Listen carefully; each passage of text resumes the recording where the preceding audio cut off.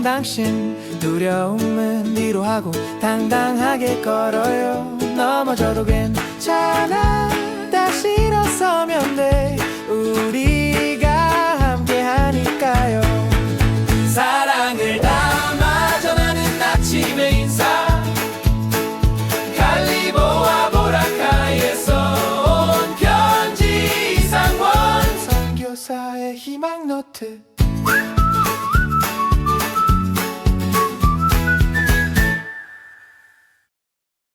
자, 오늘 우리가 함께 나눠볼 이야기는요, 바로 전심, 그러니까 온 마음을 다해서 누군가를 기다리고 또 안아준다는 것에 대한 이야기입니다. 이 이야기는 우리 마음속 가장 깊은 곳에 있는 어떤 두려움에서 시작되는데요. 과연 어떤 따뜻한 결론으로 이어질지 한번 같이 가보시죠. 여러분도 혹시 이런 생각 해보신 적 없으세요?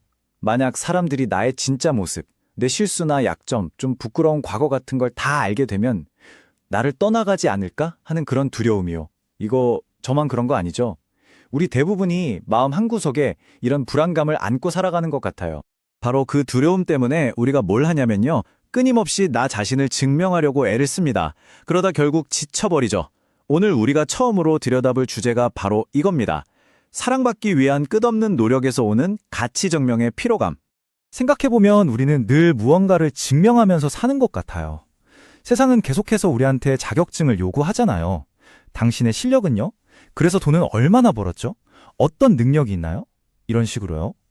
그러다 보니까 사람들 앞에서 완벽한 척, 괜찮은 척 나를 포장하게 되는 거죠. 아, 진짜 피곤한 일입니다. 자, 이걸 한번 보세요. 정말 극명한 차이가 보이죠? 세상이 우리에게 주는 사랑은요, 꼭 성적표 같아요.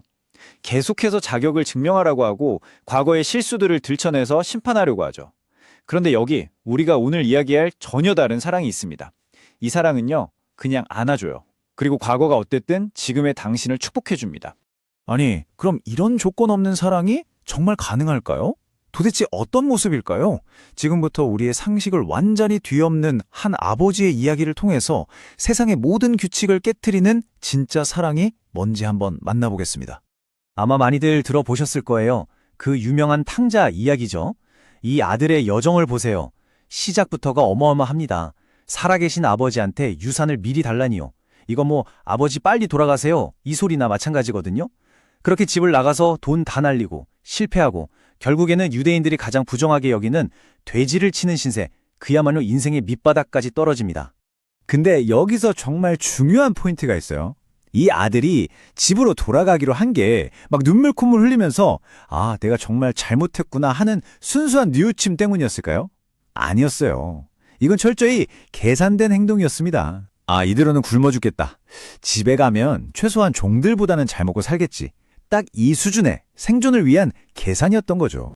자, 그런데 아들이 아직 저 멀리, 정말 까마득하게 멀리서 점처럼 보일 때 아버지가 먼저 그를 붑니다. 아버지는 사실 매일같이 그 자리에 나와서 아들이 돌아오기만을 기다리고 있었던 거죠. 그리고 마침내 아들을 발견한 겁니다. 여기서 성경이 측은히 여겼다라고 표현하는데 이게 그냥 아이고 불쌍해라 이 정도의 감정이 아니에요. 원어로 보면 스플랑크니조마이라는 단어인데 이게 무슨 뜻이냐면요. 말 그대로 창자가 내장이 뒤틀리는 듯한 고통과 아픔을 느꼈다는 거예요.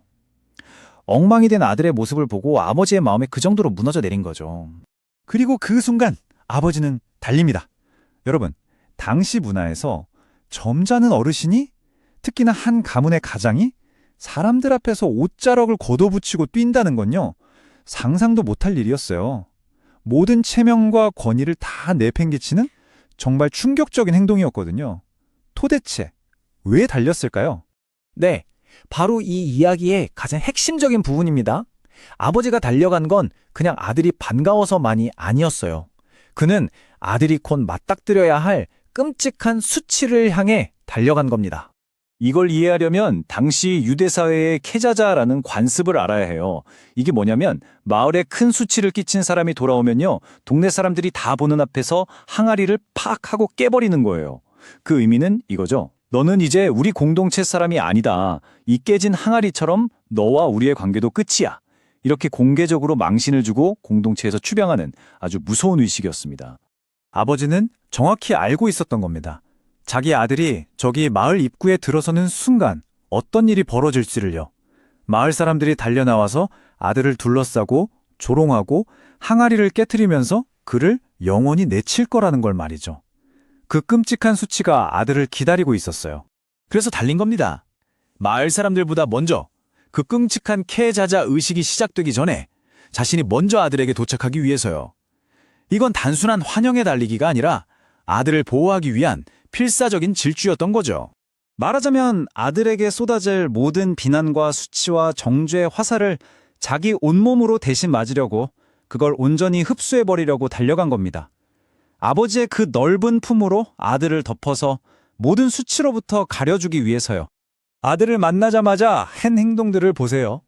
아들이 아버지, 제가 죄를 이런 변명을 하려고 하는데 그 말을 그냥 막아버려요. 듣지도 않아요. 그리고는 와락기 않습니다. 그러고는 바로 명령하죠. 제일 좋은 옷, 이건 아들의 신분을 완전 회복시킨다는 뜻이에요. 가락지, 이건 가문의 권위를 다시 준다는 의미고요.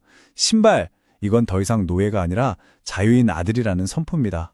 바로 이거예요. 아버지는 단 한마디도 과거를 묻지 않았어요. 너 그 많던 돈 다 어쨌냐? 대체 왜 그런 짓을 했냐? 이런 거 없었습니다. 그냥 아들이 돌아온 지금, 이 순간 자체를 기뻐하고 온 마을에 축제를 벌였을 뿐입니다. 자, 이 놀라운 이야기가 그냥 정말 감동적이다 하고 끝나면 안 되겠죠. 이건 그냥 과거의 이야기가 아니에요. 바로 우리 각자에게 건네는 초대장입니다. 우리도 누군가에게 바로 이런 따뜻한 품이 되어줄 수 있다는 거죠. 사실 이 아버지의 모습이 바로 우리를 향한 하나님의 마음을 그대로 보여주는 거거든요. 우리가 아직 엉망진창이고 자격 없을 때 우리의 모든 수치를 자신의 몸으로 덮기 위해 먼저 달려오신 예수님의 사랑, 바로 이게 복음의 핵심 아니겠습니까? 그렇다면 질문은 이겁니다. 이렇게 말도 안 되는 사랑, 감당할 수 없는 은혜를 공짜로 받은 우리는 이제 어떻게 살아야 할까요? 그게 정말 중요하겠죠. 그래서 오늘 우리가 누군가에게 그 아버지와 같은 품이 되어주기 위한 아주 구체적이고 실제적인 두 가지 걸음을 한번 생각해 봤으면 좋겠습니다. 첫 번째 걸음은요, 왜 그랬어? 라는 질문을 멈추는 겁니다. 그 대신 괜찮아 라고 말해주는 거죠. 이미 스스로를 자책하고 후회하는 사람한테 과거를 계속 해묻는 건 사실 아무 도움이 안 되거든요. 그냥 아들의 변명을 막고 옷부터 입혔던 그 아버지처럼 따뜻한 말 한마디로 덮어주는 겁니다. 그리고 두 번째 걸음은요, 그 사람이 돌아오기만을 팔짱 끼고 기다리지 말고 내가 먼저 달려가는 겁니다. 누군가 잘못해서 관계가 멀어졌을 때 네가 먼저 사과해야지 하면서 기다리는 게 아니라요. 내 자존심, 내 체면, 그거 잠깐 내려놓고 먼저 달려가서 손 내밀어주는 거죠. 오늘 이 이야기를 마무리하면서 여러분 각자에게 마지막으로 이 질문을 남기고 싶습니다. 지금 여러분의 삶에 여러분이 바로 그 아버지가 되어주어야 할 사람, 여러분이 먼저 달려가서 그 수치를 덮어주고 말없이 안아주어야 할 그 사람은 혹시 누구인가요? 한번 떠올려 보시면 좋겠습니다.